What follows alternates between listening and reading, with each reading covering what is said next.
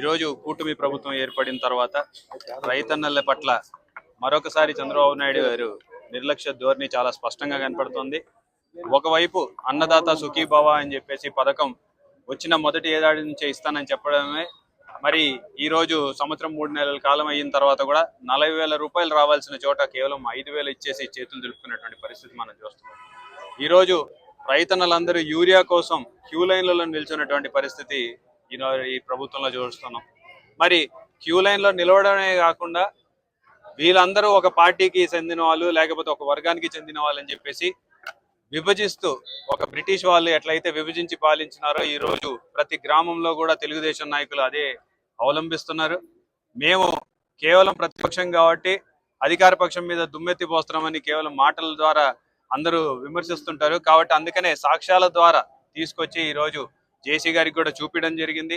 సంబంధం లేని వ్యక్తులు అధికారుల చేత పంపిణీ జరగాల్సినటువంటి కార్యక్రమాన్ని హైజాక్ చేసి తెలుగుదేశం కార్యక్రమం లాగా మలుచుకోవడమే కాకుండా కేవలం వాళ్ళు ఎవరికైతే ఇవ్వాలంటారో వాళ్ళకి మాత్రం ఇవ్వడము, మిగతా స్టాక్ అంతా వీళ్ళు పక్కదారి పట్టించడము, ఆ పక్కదారి పట్టించేసి ఈనాడు 267 రూపాయలకి రావాల్సిన యూరియాని 450, 500 రూపాయలకి అమ్ముకుంటున్నటువంటి పరిస్థితి. అంటే దేన్నైనా సరే అక్రమార్జనకి మాకు ఏదానికి అడ్డు అదుపు లేదన్నట్టుగా ఆఖరికి రైతులకు చెందిన యూరియాని కూడా పక్కదారి పట్టిస్తూ ఈరోజు వీళ్ళు చేస్తున్నటువంటి వ్యాపారాన్ని ఈరోజు జేసీ గారి దృష్టికి కూడా తీసుకొచ్చాం. సంబంధం లేని అధికారులు, ఫీల్డ్ అసిస్టెంట్లు, వాళ్ళు కూడా అగ్రికల్చర్ అసిస్టెంట్ల మీద దౌర్జన్యం చేసి వాళ్ళ పని చేసుకోనీయకుండా ఈరోజు అడ్డుకుంటున్నటువంటి పరిస్థితి. ప్రతి గ్రామంలో కూడా ఆ పరిస్థితి చూసినాం. కనీసం లోడ్ కూడా దించకుండా బండి మీద నుంచే ఈరోజు స్టాక్ ఎత్తుకుపోతున్నటువంటి పరిస్థితి. ఇంత నీచంగా గతంలో ఎప్పుడు కూడా రైతులు అనుభవించిన పరిస్థితులు కనపడలేదు. మరి ప్రతిసారి జరిగేటువంటి ప్రశాంతంగా జరగాల్సినటువంటి ఈ కార్యక్రమం పూర్తిగా ఒక తెలుగుదేశం పార్టీ ఒక నాయకులు చేస్తున్నటువంటి తప్పిదం వల్ల ప్రజలందరూ ఇబ్బంది పడాల్సిన పరిస్థితి, రైతన్నలు ఇబ్బంది పడాల్సిన పరిస్థితి.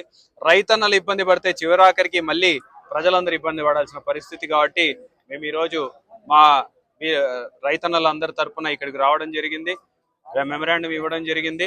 మా ప్రియతమ నాయకుడు జగన్మోహన్ రెడ్డి గారి ఆదేశాల మేరకు రాష్ట్ర వ్యాప్తంగా కూడా అందరం కూడా రైతన్నల కోసం ఈరోజు కలెక్టరేట్ దగ్గరికి వచ్చి జేసీ గారికి, కలెక్టర్కి రిప్రజెంటేషన్ ఇవ్వడమే కాకుండా వారి మీద యాక్షన్ తీసుకోమని చెప్పడం కూడా కోరడం జరిగింది.